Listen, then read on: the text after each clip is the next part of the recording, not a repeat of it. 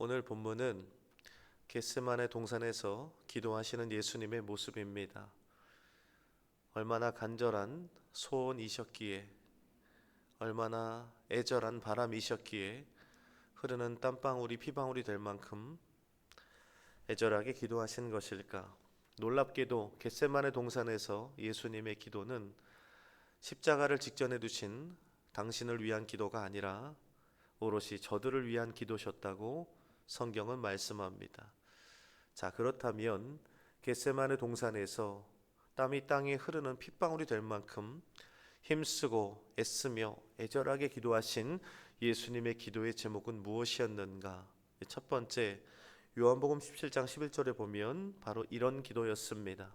함께 읽어보죠.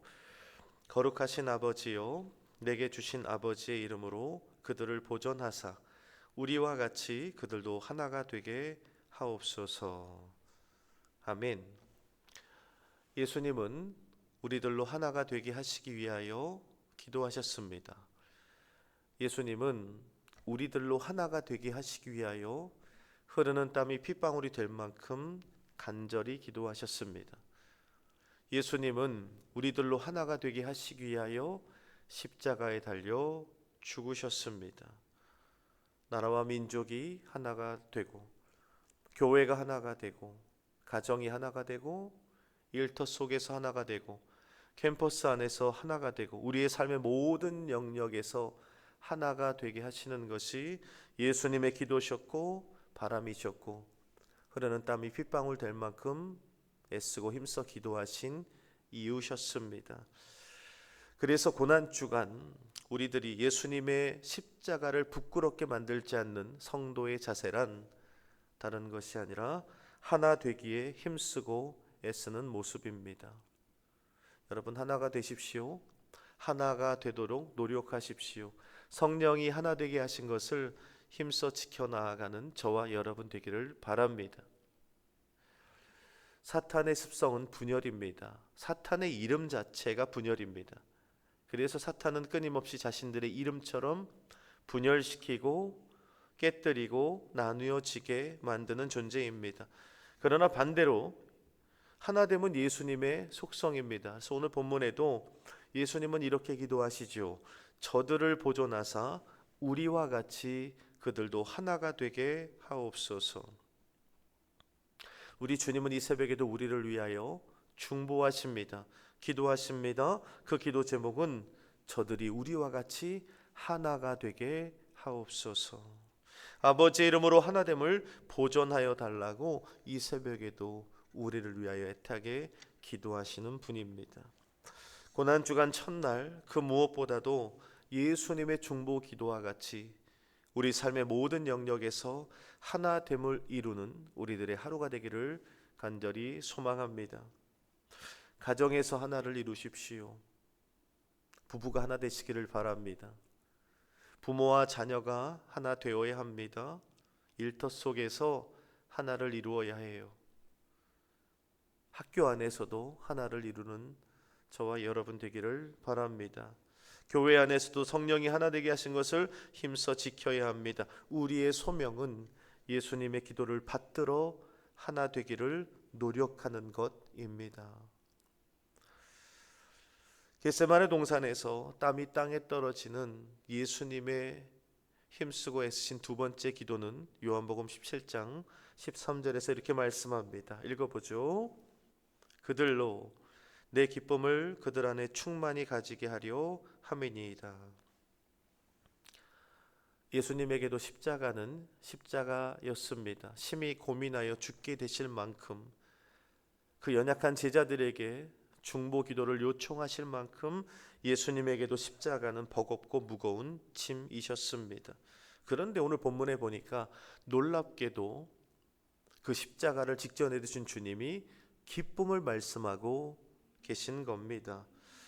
이유가 무엇입니까? 십자가의 무게보다, 십자가의 그 버거움보다 더 큰 십자가 이후의 영광을 보셨기 때문입니다. 부활의 영광, 하나님 보좌 우편의 영광, 거룩하신 하나님의 뜻을 이루었다는 그 기쁨이 눈앞에 있는 십자가보다, 그 십자가의 고난보다 더 크다는 것을 아셨고 믿으셨기 때문입니다. 그래서 오늘 우리들이 얻고 누려야 할 기쁨은 바로 예수님께서 생명 바쳐 십자가에 달려 죽으심으로 우리에게 선사하신 선물이라는 것을 잊지 말아야 됩니다. 예수님께서는 십자가 위에서 우리의 모든 슬픔과 걱정과 근심과 낭만과 좌절과 약한 모든 감정을 짊어지시고 십자가 위에서 그분의 피로 모두 씻어 주셨다는 것입니다. 그렇기 때문에 우리는 예수님의 십자가 보혈의 은혜로 그 기쁨을 누릴 자격이 있고 기쁨이 충만한 삶을 살아가야 하는 것이 마땅하다는 것입니다. 우리는 항상 기뻐해야 합니다. 쉬지 말고 기뻐하십시오. 범사에 기뻐하십시오. 주님 주신 기쁨을 구하시고 그 기쁨을 소유하길 바랍니다. 그리고 그 기쁨을 누리는 저와 여러분 되길 바랍니다. 왜냐하면 오늘 저와 여러분들이 누려야 할 그 기쁨은 예수님께서 생명을 다해 십자가의 죽으심으로 우리에게 주어진 선물이기 때문입니다.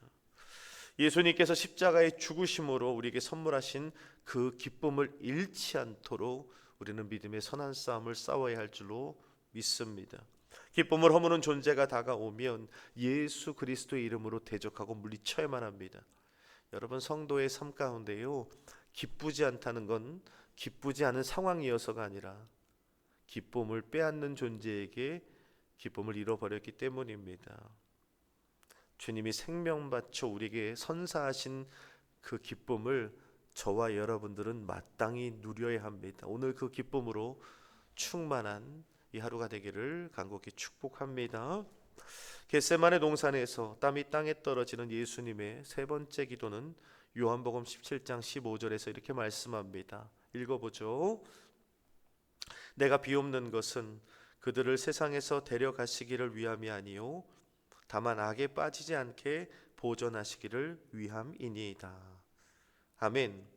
예수님이 흐르는 땀이 핏방울이 될 만큼 기도하시면서 그렇게 바라셨던 소원은 우리들이 악한 세상에 빠지지 않도록 하나님께서 보존하시기를 원하고 바라는 기도를 하셨다는 겁니다. 예수님께서는 하나님 앞에 기도하실 때 우리들이 악한 세상에 살지 않게 해달라고 기도하지 않으셨습니다. 악한 세상에 두 발을 딛고 살아가지만 이들이 훗날 돌아갈 본향이 있으니, 이들이 돌아갈 하나님의 나라가 있으니 이 악한 세상에 빠지지 않고 악한 세상에 물들지 않고 그 유혹에 빠지지 않고 승리하는 삶이 되게 해달라고 하나님 보존하여 주옵소서 그렇게 기도하셨다는 겁니다. 여러분, 우리들의 고향은 이 세상이 아닙니다. 성도라고 하면서 이 세상에서 영원히 살 것처럼 살아가는 사람들이 있습니다. 이 세상이 나의 유일한 고향인 듯 살아가는 사람들이 있습니다. 그러나 성경은 그렇게 말씀하고 있질 않아요. 우리는 돌아갈 본향이 있는 사람들입니다. 바로 하나님의 나라 천성이라는 것입니다. 성도이면서 이 악한 세상이 고향인 것처럼 영원히 살아갈 것처럼 살아간다면 그것은 오늘 생명 바치신 예수님의 십자가를 부끄럽게 만드는 어리석은 모습입니다. 세상의 유혹이 다가올 때마다, 세상의 그 화려한 미혹이 다가올 때마다, 세상에 물들려고 하는 나를 발견할 때마다 바로 겟세마네 동산에서 나를 위하여 흐르는 땀이 핏방울 될 만큼 힘쓰고 애써 기도하신 예수님의 무릎 꿇음을 우리는 기억해야 합니다. 그 유혹에 넘어지려고 할 때마다, 그 유혹에 물들려고 할 때마다 생명 바쳐 죽으신 예수님의 십자가를 묵상해야만 합니다. 그분의 피 흘리심의 기도가 헛되게 만들어서는 되지 않습니다. 예수님의 십자가를 무의미하게 만드는 어리석은 신앙이 되어서는 안 됩니다. 여러분, 악한 세상에 빠지지 마십시오.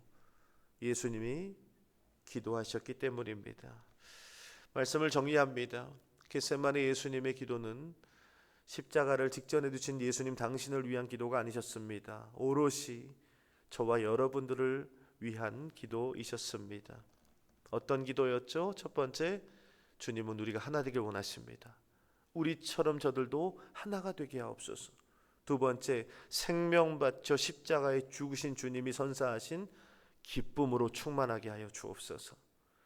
세 번째는 오늘 악한 세상에 물들지 않고 빠지지 않게 해달라는 주님의 그 애타는 기도를 우리가 기억해야 될 줄로 믿습니다. 고난주간 첫날 오늘도 예수님의 겟세마네 기도를 기억하며 하나됨을 이루고 주신 기쁨을 누리며 악한 세상에 물들지 않는 분이엘 성도님 되기를 주님의 이름으로 간절히 부탁을 드립니다. 기도하겠습니다.